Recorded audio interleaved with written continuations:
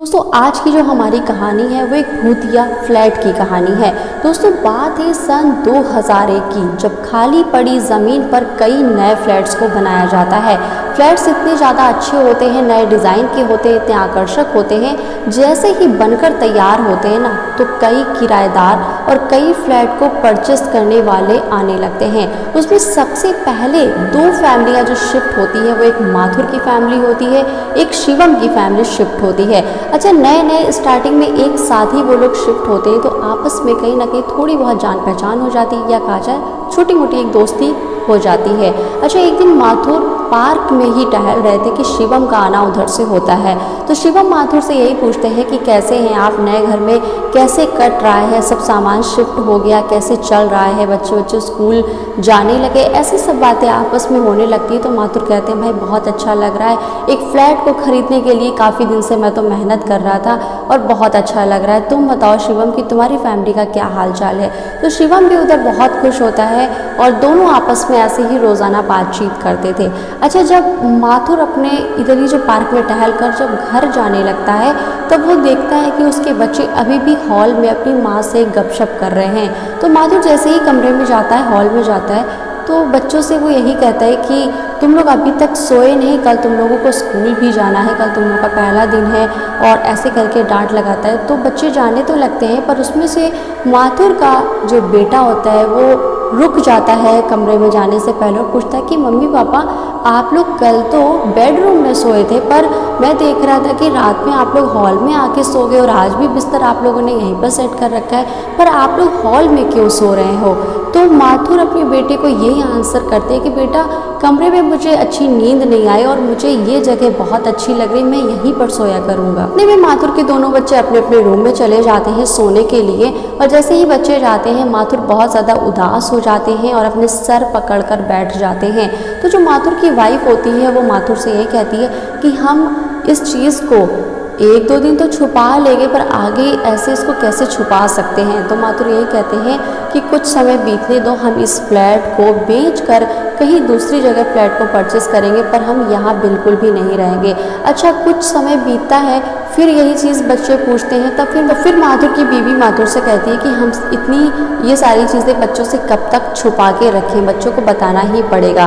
तो माथुर अपनी बीवी को समझाते हुए कहते हैं कि अच्छा आप ये बताओ कि हम लोग अभी जल्दी में फ्लैट को हम लोगों ने खरीदा, शिफ्ट हुए हैं, तो हम लोगों को क्या जवाब देंगे कि हम इतना जल्दी अपने फ्लैट को क्यों बेच रहे हैं, क्यों सेल कर रहे हैं। कुछ समय बीतने दो, हम इस फ्लैट को बेच कर कहीं और जल्दी से खरीद लेंगे। ये कहते कहते करते 2 साल बीत जाते हैं और एक नया खरीदार मिल जाता है, जो खरीदार होता है जितना रेट बोलता है माथुर ना 19-20 कोई हिसाब किताब नहीं करते, फ्लैट को बेच देते हैं, सामान इकट्ठा करते हैं और चलते बनते हैं। जब जा रहे होते हैं तो शिवम से भी मुलाकात नहीं करते हैं, बस शिवम की जो बीवी होती है वो शिवम को बताती है कि जो सामने वाली फैमिली है वो घर बेचकर यानी फ्लैट को बेचकर जा चुके हैं। अच्छा, खैर कुछ दिन के बाद में जो नया मकान मालिक होता है उस फ्लैट का, तो कुछ लोग आते हैं फिर किराए पे रहने के लिए। तो जब वो किराए पर रहते हैं तो 2 दिन के अंदर वो भी खाली करके चले जाते हैं। उसके बाद 2 लोग और आते हैं, वो भी ऐसे करके चले जाते हैं। तब जिसने खरीद लिया था इस फ्लैट को वो बड़ा ही परेशान हो जाता है मालिक कि आखिर इस फ्लैट में ऐसा क्या है कि जो भी आता है चला जाता है। ये सोचने लगता है कि माथुर ने शायद तभी कोई भी हिसाब किताब में कुछ 19-20 नहीं किया, जितना मैंने बोला उतने में ही उसने घर बेच दिया और वो चलते बना।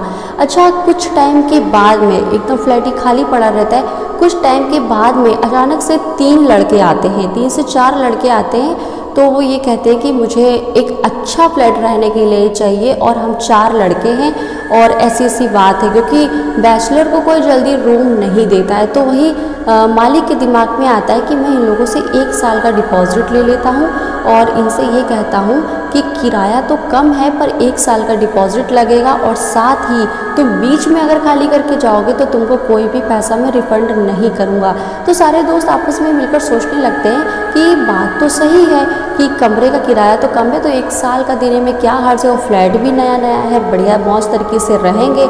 अच्छा, रहने लगते हैं, सारा अपना सामान लाते हैं, भूसे के जैसे उस फ्लैट में भर देते हैं। रात होती है, जैसे ही जस्सी नाम होता है, जस्सी और उसका एक दोस्त और होता है, वो जैसे ही बेडरूम में जाते हैं सोने के लिए, वो 1-2 मिनट के अंदर ही बाहर आ जाते हैं। और जैसे ही बाहर आते हैं तो बाकी के 2 दोस्त जो हॉल में बैठे होते हैं वो उनसे कहते हैं कि क्या हुआ भाई, अंदर गर्मी लग रही है क्या?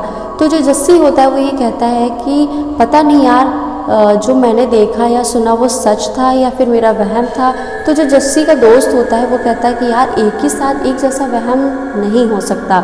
तब वो अपने दोस्तों को बताता है कि जैसे ही मैं बेड पर सर रखता हूँ तो मुझे रोने की आवाज़ आती है और मैं काफ़ी ज़्यादा डर जाता हूँ, अजीब अजीब सी आवाज़ें आने लगती हैं। अच्छा, इस बार चारों सोने जाते हैं तो चारों ने उस चीज़ को फील किया कि वाकई में जैसे ही वो बेड पर लेटते हैं तो बहुत तेज़ से रोने की और डरावनी आवाज़ें आने लगती हैं। उसमें से एक लड़का बोलता है कि भाई पैसा चाहे वो वापस दे या ना दे, मैं इस फ्लैट में और नहीं रह सकता, क्योंकि अगर जान बची रहेगी तो भाई कुछ कर पाएंगे, वरना ये तो फ्लैट जो है वो ये एक तरीके का भुतहा फ्लैट है, मैं इसमें नहीं रह सकता हूँ। अच्छा, जैसे ही सुबह सब लोग जाने लगते हैं तो जो शिवम का जो फैमिली होता है ना, तो शिवम वहीं गेट पर ही अपने फ्लैट के गेट पे खड़ा होता है। तब वो लोगों से पूछने लगता है कि अच्छा नए शिफ्ट हुए हो?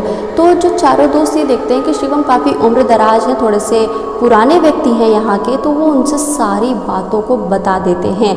अच्छा, जब बातों को बता देते हैं तो शिवम जो है वो ये सोचने लगता है कि शायद इसीलिए माथुर का पूरा परिवार इस फ्लैट को बेचकर कहीं और रहने लग गया। तो अच्छा, शिवम उसको ये कहते हैं कि अभी तो मैं ऑफिस जा रहा हूँ, लौटते टाइम आज की रात में तुम लोगों के साथ में ही बिताऊंगा और देखूंगा कि आखिर प्रॉब्लम है क्या। अच्छा, जब रात होती है तब शिवम भी उस चीज़ को महसूस करते हैं कि उस कमरे में बेडरूम में कोई रोता है और जो रोने की आवाज़ है वो बहुत ज़्यादा ही बढ़ जाती है और डरावनी आवाज़ें आने लगती हैं। अच्छा, ये सारी चीज़ें होने के बाद सुबह जो शिवम है वो बच्चों की तरफ से, लड़कों की तरफ से मकान मालिक को फ़ोन करते हैं। जब फ़ोन करते हैं, जब वो आते हैं तब वो पूरी बात बताते हैं कि भाई जब ये फ्लैट निर्माण कार्य हो रहा था, जब ये बन रहा था, तो एक बच्ची यहाँ पर अपनी माँ के साथ आया करती थी, उसकी माँ यहाँ पर काम करती थी, तो इसी जगह पर दब कर 13 साल बच्ची की यहाँ पर डेथ हो जाती है। अच्छा, इसके बाद में वो मालिक तो चला जाता है और माफ़ी वाफ़ी मांगता है, चला जाता है। तो शिवम कहते हैं कि आज रात में फिर यहीं रुकूंगा, कोई उपाय ढूंढता, क्योंकि उस आत्मा ने कोई भी नुकसान तुम लोगों को अभी तक नहीं पहुंचाया है। अच्छा, जैसे ही रात आती है तब वो उस कमरे में शिवम जाता है और पूछता है कि क्या तुम यहाँ से जा सकती हो? तो दीवार पर लिखकर आता है कि नहीं जाना चाहती हूँ मैं। शिवम जब उससे एक बार और पूछता है कि क्या तुम इन लोगों को नुकसान पहुँचाना चाहती हो या किसी को मारना चाहती हो, तो दीवार पर यही लिख के आता है कि ऐसा कुछ नहीं। तो शिवम चारों लड़कों से ये कहते हैं कि अगर तुम्हारा मन करे तो तुम इस फ्लैट में रहो, अगर नहीं मन कर रहा है, दिली इच्छा नहीं है, तो तुम इसको छोड़कर जा सकते हो। खैर, वो तुम लोगों को कोई भी नुकसान नहीं पहुंचाएगी।